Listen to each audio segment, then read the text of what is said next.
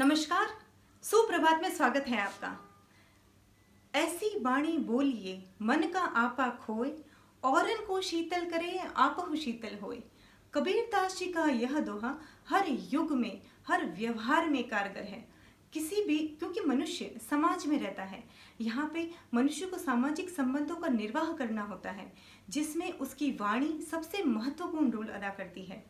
क्योंकि आपकी वाणी आपके अच्छे से अच्छे संबंध को खराब कर सकती है और आपके खराब से खराब संबंध को पुनः मधुर बना सकती है।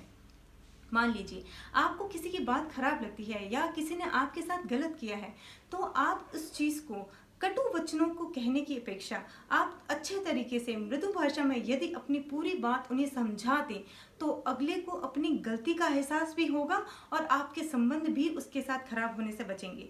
और साथ ही वह अगली बार खुद ये प्रयत्न करेगा कि आपके साथ किसी भी प्रकार का गलत व्यवहार वो आपसे ना करे, क्योंकि उसने आपका व्यवहार देखा है, आपका संयम देखा है।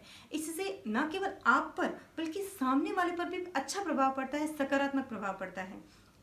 हम देखते हैं कई बार हम अपने वचनों की वजह से अपने आप से संबंधों को इस हद तक खराब कर देते हैं कि जीवन भर हम उसकी शक्ल नहीं देखना चाहते या वो हमारी शक्ल नहीं देखना चाहती।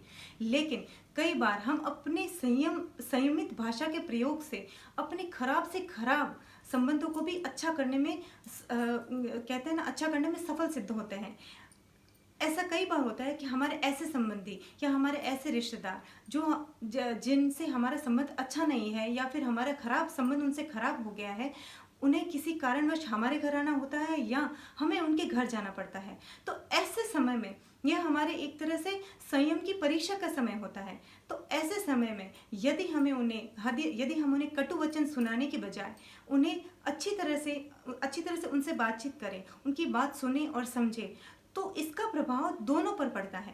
इससे दूसरे पर भी यह प्रभाव पड़ेगा कि देखिए मैंने इसके साथ कितना गलत किया, लेकिन फिर भी जब मैं इसके घर गया तो इसने मेरे से बहुत अच्छी तरीके से बात की, इसने मेरा कितना सम्मान किया।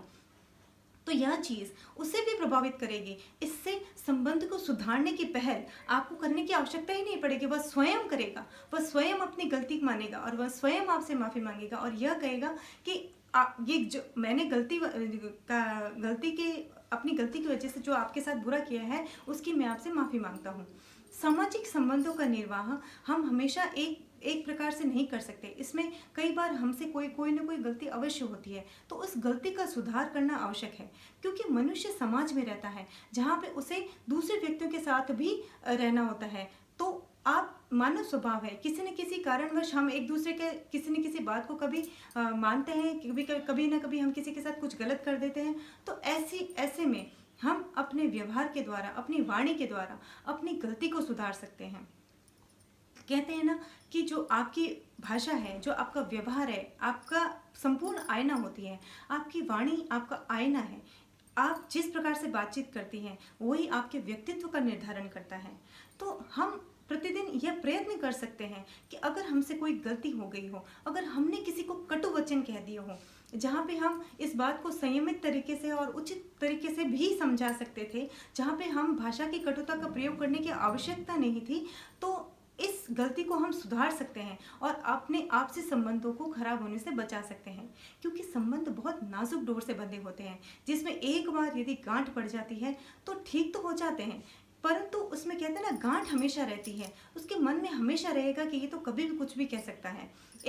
एक भाव उसके अंदर रहेगा, एक वो जो सम्मान आपके प्रति, जो आपकी मृदुता आपके प्रति, जो आपके प्रति प्रेम या लगाव जो था, उसमें थोड़ा सा कमी आ जाएगी। तो इससे आपसे संबंधों के निर्वाह में कई बार तकलीफ और कठिनाइयाँ आती है। कई बार संबंध सिर्फ नाम के रह जाते हैं, वो दिल से उनका रिश्ता नहीं रह पाता है।